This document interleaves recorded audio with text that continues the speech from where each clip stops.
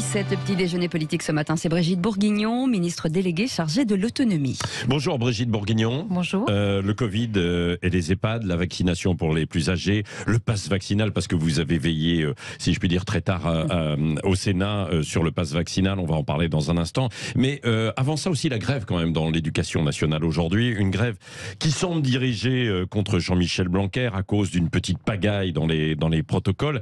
Est-ce que vous comprenez, premièrement, ce mouvement de colère ? Je pense que quand on est dans un mouvement de crispation, il faut toujours entendre, il faut toujours écouter, il faut reprendre le dialogue. Ce mouvement de crispation, c'est dû aussi à une fatigue de tout le monde, parce que évidemment, nous sommes dans des moments contraignants pour tout le monde, dans toutes nos façons d'agir et dans les écoles en particulier, avec un public jeune et donc forcément des parents d'élèves inquiets. Donc je crois qu'il faut quand même qu'on reprenne la stratégie en son ensemble. La stratégie, c'est de laisser les écoles ouvertes et c'est ce que nous souhaitons et c'est ce que les Français d'ailleurs souhaitent et c'est une mesure d'autant plus sociale d'ailleurs qu'il faut souvent rappeler que lors de la première vague, on a subi beaucoup de dégâts sur des enfants et ça a été constaté par beaucoup de pédiatres et de travailleurs sociaux. Non, mais donc il faut maintenir les écoles ouvertes. Alors les enseignants disent pourquoi pas, mais il faut peut-être qu'on nous protège un petit peu mieux également et Bien puis sûr. qu'on nous informe un peu mieux et pas dans la presse à la veille de la rentrée, par exemple à 18h par mail sur le protocole quand même. Alors, je pense qu'il a fallu s'adapter en attendant l'avis de l'autorité sanitaire qui a été donné en son temps et le ministre en a informé l'éducation nationale suffisamment tôt. Évidemment, c'est toujours trop tard lorsqu'on doit s'adapter. Et je comprends, vous savez, c'est pas simple. Moi, j'étais allée voir les réouvertures d'écoles après la première crise. C'était déjà pas simple à organiser. Donc aujourd'hui, on s'adapte au fil du temps et au fil de la variation de ce virus. Et donc, les protocoles sont ceux qui ont bougé cette fois, assouplis en deuxième semaine parce qu'on a entendu que c'était quand même trop contraignant. Et donc voilà, maintenant, il va falloir qu'on s'adapte à ces nouvelles mesures. Oui, c'est vrai, mais Brigitte Bourguignon, ça retombe un petit peu sur Jean-Michel Blanquer, qui visiblement est un peu sous tension. Hier, ça a été vif, il y a eu de l'accrochage en marge du Conseil des ministres. Vous avez assisté justement, vous avez vu cette tension, elle est palpable chez le ministre de l'Éducation ? Alors, dans une équipe, il y a quelquefois des tensions. Oui. Je pense que c'est pas ce qui intéresse les Français. Ce qu'il faut, c'est qu'on fasse équipe, qu'on soit collectif, et que dans ce moment de tension, justement, eh bien, on fasse groupe pour expliquer. C'est ce qu'a expliqué le chef de l'État, Emmanuel Macron, Bien hier. sûr, Quoi. bien sûr, il faut continuer d'abord à faire preuve de pédagogie. Et quand on parle d'éducation nationale, c'est le bon terme, avec les familles et surtout avec les enseignants, que le dialogue reprenne très vite. Certains disent que c'est un peu le bouc émissaire, Jean-Michel Blanquer. Jean-Michel Blanquer, c'est le ministre qui sera resté le plus longtemps. Je fais 2 mandatures où nous avions des ministres de l'éducation qui changeaient tous les ans ou tous les 2 ans. On a changé 5 fois de ministre de l'éducation sous la mandature précédente. Donc je crois qu'il faut saluer plutôt la constance et la pérennité de son action. Oui, Brigitte Bourguignon, alors passons des écoles aux EHPAD, puisque vous avez en charge en fait l'autonomie et les personnes âgées. Quelle est la situation aujourd'hui justement dans les EHPAD face à Omicron ? Alors, ce qu'on peut relever, c'est que d'abord dans les EHPAD sont les premiers bénéficiaires de la vaccination dès le début de la vaccination. Au départ, on a été critiqué sur le fait qu'on choisissait plutôt ce public, alors que c'était celui qui payait le plus lourd tribut, parce que lui, ce public, lorsqu'il a atteint la maladie, évidemment, ils ont peu de chances d'en réchapper. Donc, on a commencé par eux, avec le consentement souhaité. Aujourd'hui, 1 sur 7 EHPAD est touché en France par un cluster. Et quand on dit cluster, c'est 3 cas.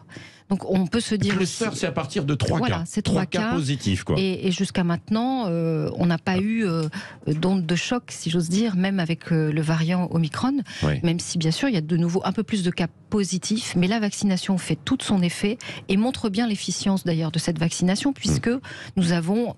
À la même époque de l'année dernière, la deuxième vague, on avait 1000 morts dans une semaine. Aujourd'hui, on a 100. Donc vous voyez bien que ça a une chute vraiment spectaculaire et c'est à porter au crédit de la vaccination. Alors, un foyer, un EHPAD sur 7 touché par un foyer en fait d'infection aujourd'hui, Omicron. Qu'est-ce que ça signifie ? Alors, ça veut dire qu'après, ces EHPAD sont fermés, pas accessibles ou pas ? À partir du moment où il y a justement un cluster. Alors, on a veillé à ce que les établissements ne se referment pas en majeure partie du pays. Bien sûr, quand il y a un cas positif, on l'isole et on attend quelques jours que, comme pour nous d'ailleurs, moi j'ai souhaité que le droit commun s'applique dans ces établissements parce que ce sont des citoyens âgés, certes, mais qui ont des droits. Et donc que les protocoles qu'on s'applique dans les établissements qui reçoivent du public en général soient les mêmes. Et quand on a un cas positif, on isole, on teste quelques jours après pour voir s'il est toujours positif. Voilà comment on agit. Certains EHPAD ont fermé par endroits, je ne le nie pas. Nous demandons à chaque fois à ce que ce soit proportionné et très ponctuel. Il n'y a pas une règle en disant il y a des cas positifs, on ferme. Non, parce que on s'était arrangé, même au moment de Noël, là, il y a quelques semaines, pour envoyer ces nouvelles consignes, qui ne sont pas des nouvelles d'ailleurs, elles sont appliquées depuis le mois d'août. Moi, j'ai toujours veillé depuis mon arrivée, parce que je connaissais les dégâts de la première crise sanitaire, où des gens ont plongé, vraiment, parce qu'ils n'avaient plus du tout de visite, à ce que l'on protège, mais qu'on n'isole pas. Et que lorsqu'on isole, ça doit être vraiment l'exception, et que la généralité, c'est d'être protégé, parce qu'on nous reprocherait aussi de ne pas protéger suffisamment. Oui, alors, il faut trouver le bon équilibre. Oui, vous avez évoqué la vaccination tout à l'heure. Dans les EHPAD, quel est ce taux alors précisément? On est à 97% de taux de vaccination chez les personnes âgées. Et chez le personnel soignant? Et chez le personnel aussi. Alors, on nous avait promis aussi un départ massif du personnel qui refuserait la vaccination. Moi, je crois qu'on a devant nous un personnel qui a fait montre de responsabilité. Chacun s'est fait vacciner. Il y a eu très peu de suspensions, 0,3% sur le territoire national dans ce domaine. Oui, alors venons au pass vaccinal. Est-ce qu'il faudra être muni d'ailleurs d'un pass vaccinal pour rendre visite dans les EHPAD?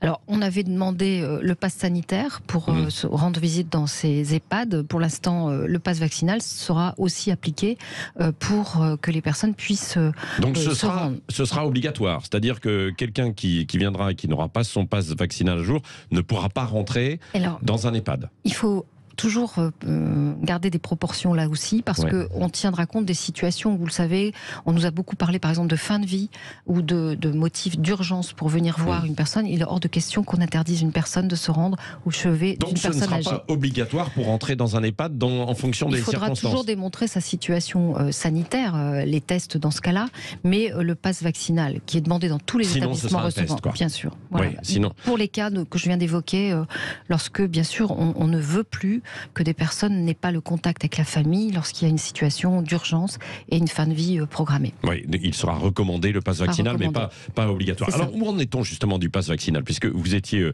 cette nuit sur les bancs du Sénat pour prendre le relais d'Olivier Véran. Ça a été adopté et maintenant il va y avoir les sénateurs et des commissions mixtes paritaires, donc pour essayer de s'entendre sur un texte. Oui, pour l'instant, là où ça bloque, je crois, c'est sur la pression dans les hôpitaux. C'est-à-dire que ce texte est soumis à une condition de 10 000 hospitalisations. C'est ce qu'ont retenu les sénateurs. Vous êtes d'accord avec ça ou pas? Non, parce que ce serait difficile. C'est très compliqué d'avoir un taux d'incidence qui joue pour un pass vaccinal à cet endroit-là, et puis à un autre endroit, on ferait autrement. C'est comme le port du masque. Vous ne comprenez pas que d'une rue à l'autre, on vous impose un masque ou pas. Donc il faut quand même une règle générale, uniforme sur le territoire. Et en ce moment, avec cette circulation de virus, oui, il faut lutter, et le pass vaccinal est la meilleure arme. Donc ça n'aurait pas de sens si on tenait compte simplement du taux d'incidence. Oui, mais il faut mettre des conditions, quoi. On ne va pas mettre un pass vaccinal ad vitam aeternam. Alors en fait, on est passé du pass sanitaire qui avait eu un effet sur la primo-vaccination. Il y a des gens qui se sont tournés vers la vaccination enfin. Et puis, on s'aperçoit qu'aujourd'hui, le recours au test permettait d'exonérer beaucoup de situations par confort quelquefois. Donc, on est passé aux tests qui ne seront plus gratuits pour les personnes qui ne sont pas vaccinées, à l'idée de ce pass vaccinal que d'autres pays appliquent depuis longtemps. Et pourquoi un pass vaccinal? Parce que là, il faut vraiment avoir un schéma vaccinal complet. C'est ça qui différencie du pass sanitaire. Il y aura quand même une condition liée à la pression dans les hôpitaux ou pas? Non, il n'y aura pas Enfin, c'est ce que demandent les sénateurs, c'est ce qu'ont voté les sénateurs. Ça va être un point à négocier en commission mixte paritaire. Moi, je ne m'avance pas sur... Donc pas les 10 000, mais peut-être 20 000, 30 000. Je m'avance pas ça sur les pourrait être quand même une condition ou pas? C'est une condition qu'imposent les sénateurs. C'est une condition que n'avaient pas imposé les parlementaires de l'Assemblée nationale. Donc on va voir sur quels critères ils vont être d'accord. Oui, Brigitte Bourguignon, un dernier point sur la vaccination. Combien de personnes âgées, en dehors des EHPAD, ne sont pas vaccinées aujourd'hui en France? On dit 500 000, à peu près 500 000, non pas plus, plutôt moins, mais à peu près 500 000. On arrive dans le plus compliqué du sujet à gérer, parce que ce sont des personnes qui librement sont chez elles, des personnes qui quelquefois ont plus de 80 ans. Parce parce que les 70-79 ans sont à 97% vaccinés, et ça va. Les plus de 80 qui ne sont pas vaccinés à ce jour sont souvent des personnes qui ont presque choisi l'isolement social, et ça c'est très compliqué pour nous. Qui vous échappe en quelque sorte. Qui nous échappe mais pas, alors, parce aller qu'on vers, je croyais que voilà, on devait y aller frapper à la porte. On peut les recenser, non? On en est là. Oui. C'est-à-dire que l'aller vers, c'est aller vers la personne. On va se servir beaucoup des aides à domicile qui, elles, entrent dans les foyers, qui quelquefois ont plus d'écoute encore que d'autres. Les médecins traitants, les infirmiers libéraux ont parfois l'écoute aussi. Et donc, on va encore continuer à accentuer ce mouvement de l'aller vers. L'aller vers, c'est pointu. On a aujourd'hui, dans toutes les collectivités, des listes de personnes isolées, parfaitement identifiées, qui sont parfois réfractaires. Mais vous ne pouvez pas les obliger, quoi. On ne peut pas les obliger. L'obligation vaccinale n'est pas... Est-ce que là, vous regrettez qu'il n'y ait pas une obligation vaccinale pour ces personnes âgées? Alors non, parce que je continue de penser que la contrainte n'y changerait rien. Souvent, il y a soit une peur, soit une renonciation à une vie sociale, tout simplement. Et nous, on veut plutôt les persuader, à travers les mesures que l'on prend contre l'isolement social, de venir à la vaccination. Oui, on parle de plus en plus de 4e dose. Est-ce qu'il y aura une 4e dose pour les personnes âgées? Alors, pour l'instant, on attend les avis d'autorités scientifiques. Rien n'est fermé. Ce qu'on sait, c'est que si on décidait que le vaccin n'est plus assez efficient au bout de 6 mois pour les personnes les plus âgées, qui sont les plus exposées, alors peut-être faudrait-il un rappel. Je dis un rappel, c'est mieux qu'une 4e dose, ça se comprend mieux pour le commun des mortels. Mais ce que je voulais vous dire, c'est que pour l'instant, rien n'est arrêté. En tout cas, ce qu'on sait, c'est qu'il y a... une réponse prochainement? Assez rapidement, on regarde ce qui se passe ailleurs. Par exemple, au Danemark, ils vont commencer. Voilà, il n'y a pas de... Il n'y a pas de blocage chez nous, les vaccins on les a, les rappels on les fera donc s'il le faut. Il faut juste attendre de savoir à partir du mois de mars si ça doit être efficient, s'il y en a besoin vraiment. Donc on va regarder l'évolution de tout cela et puis ce que nous disent surtout les autorités scientifiques. Oui, un dernier mot, Brigitte Bourguignon. Vous, politique cette fois, vous venez de la famille socialiste. Quand vous regardez le PS aujourd'hui tiraillé entre Anne Hidalgo, j'y vais pas, une primaire, pas de primaire, et Christiane Taubira, quel est votre regard?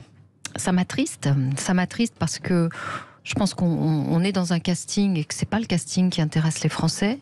C'est une personne quand même qui incarne, quoi. Mais moi je parle pas de la personnalité en elle-même, je dis simplement que les débats qu'on a en ce moment ne sont pas des débats sémantiques, ni même philosophiques, ni même sur une ligne.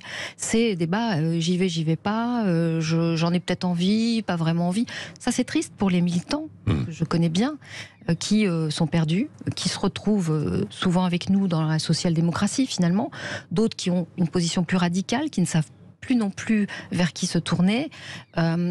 Moi, je trouve dommage qu'on en soit là aujourd'hui, sur la gauche en général d'ailleurs, parce qu'au-delà des seuls rangs des socialistes, il n'y a pas eu d'accord trouvé si avec les écologistes. Si vous étiez chez les socialistes aujourd'hui, vous diriez en fait à tous ces candidats de gauche, on se retrouve autour d'une primaire ou pas? C'est trop tard ou Je pense que la primaire, il fallait la faire avant. Il fallait la faire peut-être entre eux d'ailleurs, parce que les primaires citoyennes ont tué les partis, moi je le crois sincèrement.